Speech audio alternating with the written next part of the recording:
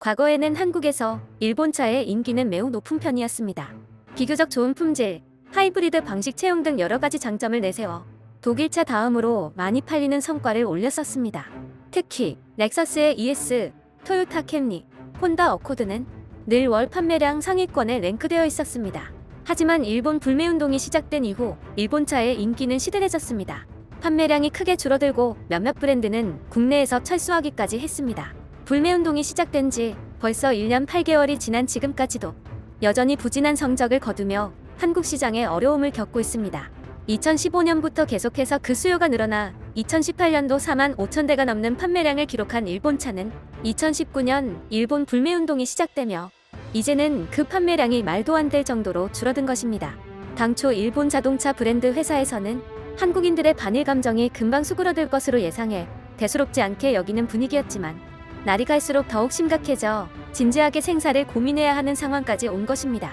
올해는 작년보다 그 상황이 더 좋지 않습니다. 작년 판매량을 월 평균으로 계산하면 작년에 비해서도 약 40%가 감소했습니다. 일본 불매운동이 시작된 지 1년 반이 넘었지만 회복세는커녕 오히려 계속해서 판매량이 큰 폭으로 감소하는 단결력을 보여주고 있는 것입니다. 판매량이 크게 감소했음에도 불구하고 일본차 브랜드들은 그동안 강점으로 내세웠던 상품군인 하이브리드 신차 출시를 통해 한국 시장에서의 위기를 극복하겠다는 의지를 보이고 있습니다. 본격적인 전기차 시대를 맞이했지만 아직 전기차나 수소차 인프라가 충분하지 않은 탓에 하이브리드의 저변이 확대될 가능성은 충분하다는 분석을 했기 때문입니다. 하지만 국내 시장에서 하이브리드 차의 주도권은 이미 독일차 벤츠와 BMW 등이 상위권을 차지하고 있습니다.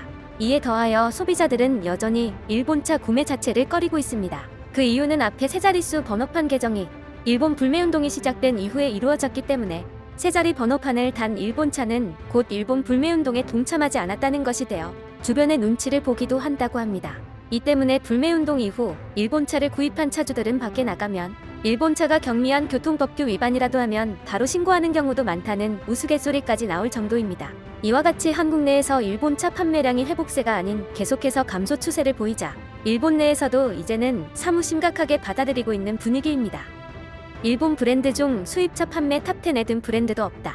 베스트셀링카 역시도 마찬가지이다. 일각에서는 디자인이나 가격 등에서 한국차나 유럽차에 비해 경쟁력을 잃고 있다는 지적도 나온다.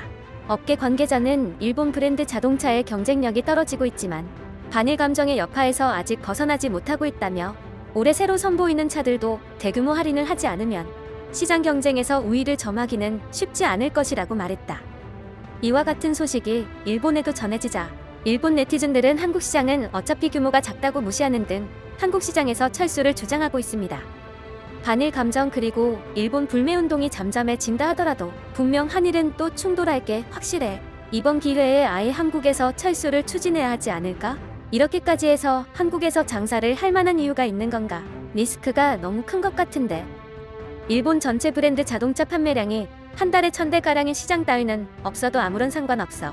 일본 자동차 업체의 연간 판매 대수가 3000만 대를 훨씬 넘는 수준인데 고작 1만 대 팔리는 한국 시장에 신경 쓰는 이유가 뭐지? 기업들의 생각은 잘 모르겠지만 개인적인 생각으로 한국 사람들은 일본차 안 탔으면 좋겠어. 우수한 품질의 일본 자동차를 무식한 한국인들한테 굳이 할인까지 해가면서 판매할 이유가 하나도 없다고 생각해. 리스크와 손익분기점을 생각해보면 아무리 봐도 철수하는 게 좋을 것 같은데 유니클로의 예도 있고 한국은 더 이상 집착할 만큼 좋은 시장이 아니야. 일본 기업들이 한국 시장에서 철수할 만한 좋은 이유를 만들어주는 거지. 차뿐만이 아니라 모든 분야에서 말이야. 역사를 조작하는 것은 물론 국제법도 지키지 않는 나라와 교류 따위 전혀 필요 없어. 닛산처럼 나머지들도 다 철수하는 게 좋을 것 같아. 지금 이 시기를 놓치지 않는 게 좋을 것 같은데? 아무리 제품이 뛰어나도 경쟁력이랑 스펙 따위 다 무시하고 불매운동을 해버리는데 그냥 철수하는 게 베스트 아닌가? 이런 나라 상대하는 것조차 어이가 없어. 현대라는 인류 기업이 있는데 뭐하러 일본 차를 구매하겠어. 서로 그냥 손절해버리자고. 일본 네티즌들은 일본 차의 한국 철수를 주장하고 있지만 팬데믹 위기 속에서도 경제적으로 발전하는 모습을 보인 한국 시장을 일본차 브랜드들이 포기하기는 결코 쉽지 않기 때문일 것입니다. 경제적으로도 커져가는 한국의 자동차 시장은 날이 갈수록 해외 브랜드에게는 매력적인 시장으로 다가오고 있는데요.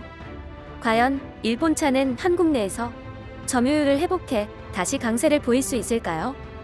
한국 시장을 너무 쉽게 무시한 일본 기업들은 결코 쉽지 않은 회복을 보일 것이 어쩌면 분명해 보입니다. 여러분들은 어떻게 생각하시나요? 코리알리즘은 더 좋은 내용으로 찾아오겠습니다. 구독과 좋아요는 정말 큰 힘이 됩니다.